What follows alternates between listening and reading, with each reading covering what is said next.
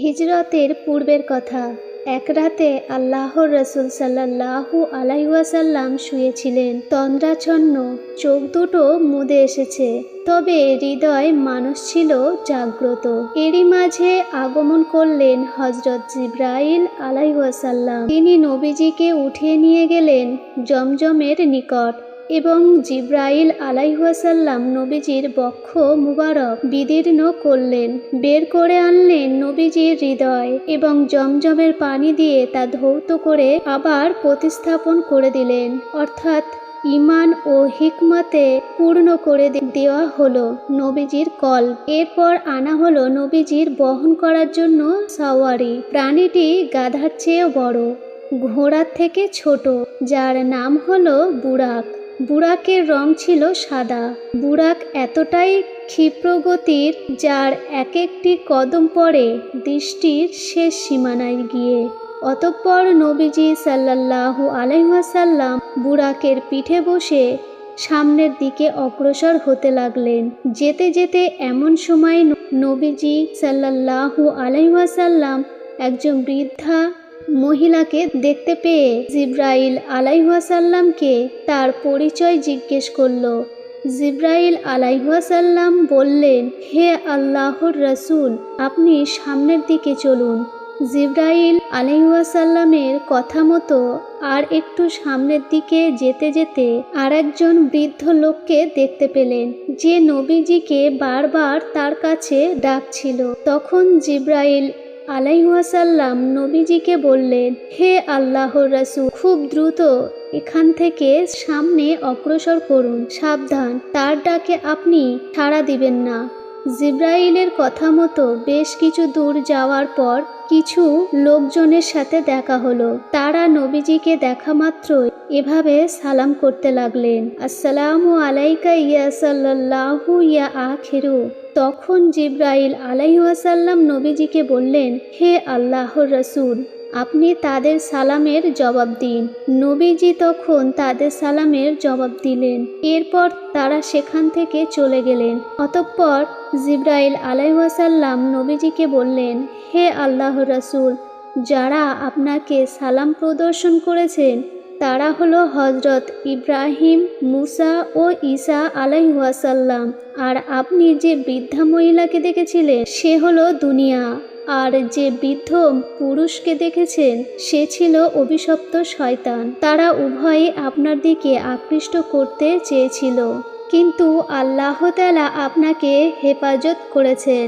অবশেষে রাসূল সাল্লাল্লাহু আলাইহি ওয়াসাল্লাম বুরাকের পিঠে করে বাইতুল মুকাদ্দাসে পৌঁছলেন এবং বাইতুল মুকাদ্দাসে প্রবেশ করে সর্বপ্রথম 2 রাকাত নামাজ আদায় করলেন এবং বাইতুল মুকাদ্দাসের থেকে বাইরে বের হয়ে আসলেন এবং নবীজির সামনে 3টি পেয়ালা প্রবেশ করা হলো। একটি ছিল পানি, আরেকটি ছিল দুধের এবং তৃতীয়টি ছিল শরাবের। তারপর নবীজি সাল্লাল্লাহু আলাইহি ওয়াসাল্লাম দুধের পেয়ালাটি গ্রহণ করলেন। জিবরাইল আলাইহিস সালাম তখন বললেন, আপনি দ্বীনের স্বভাব সিদ্ধ বিষয়টি নির্বাচন করেছেন। এবং জিবরাইল বললেন, আপনি যদি শরাবের পেয়ালা নিতেন তাহলে আপনার উম্মত বিভ্রান্ত হয়ে পড়ত। এরপর শুরু হলো ঊর্ধ্ব জগতের সফর। জিবরাইল আলাইহিস সালাম নবীজিকে নিয়ে চললেন। প্রথম আসমানে গিয়ে দস্তক দিলেন। প্রথম আসমানের থেকে জিজ্ঞাসা করা হলো, কে? বললেন জিবরাইল। জিজ্ঞাসা করা হলো, আপনার সাথে কে? জিবরাইল বললেন, হযরত মুহাম্মদ সাল্লাল্লাহু আলাইহি ওয়াসাল্লাম রয়েছেন। আবারও জিজ্ঞেস করা হলো, তার কাছে কি আপনাকে পাঠানো হয়েছে? জিবরাইল আলাইহিস সালাম বললেন, হ্যাঁ।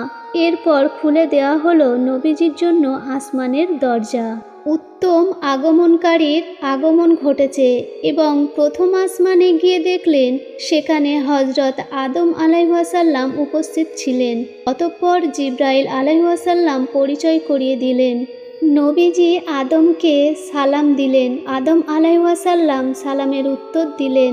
নবীজিকে সাদর অভিবাদন জানালেন, মারহাবা, এবং হযরত আদম আলাইহিস সালাম নবীজির জন্য দোয়া করলেন।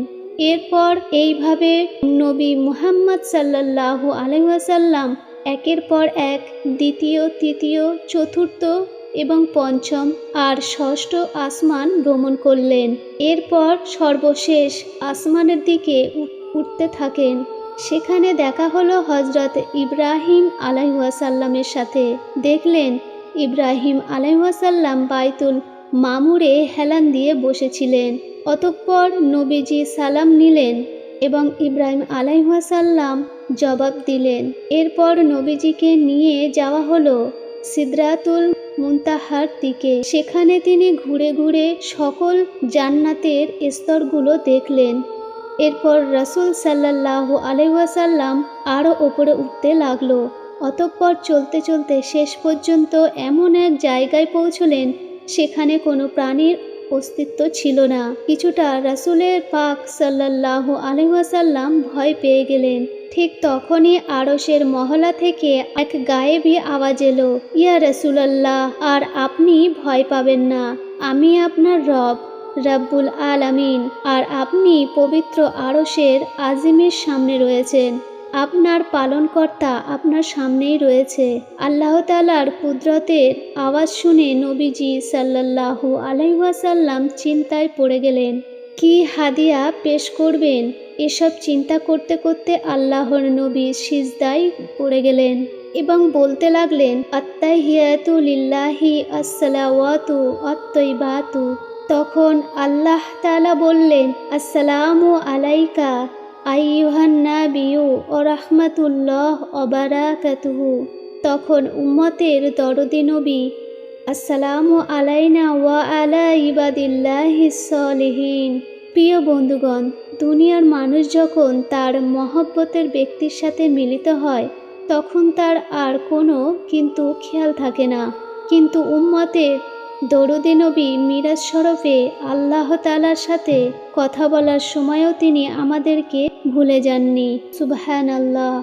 অতঃপর উম্মতির ওপর নবীজির ভালোবাসা দেখে আরশ বহনকারী ফেরেশতারা বলে উঠল, আশহাদু আল্লা ইলাহা ইল্লাল্লাহ ওয়া আশহাদু আন্না মুহাম্মাদান আবদুহু ওয়া রাসূলুহু। প্রিয় দর্শক বন্ধুগণ, মিরাজের এই অলৌকিক ঘটনাটি যারা ধৈর্য সহকারে দেখেছেন তাদেরকে মুবারক জানিয়ে আজকের ভিডিওটি শেষ করছি। আসসালামু আলাইকুম।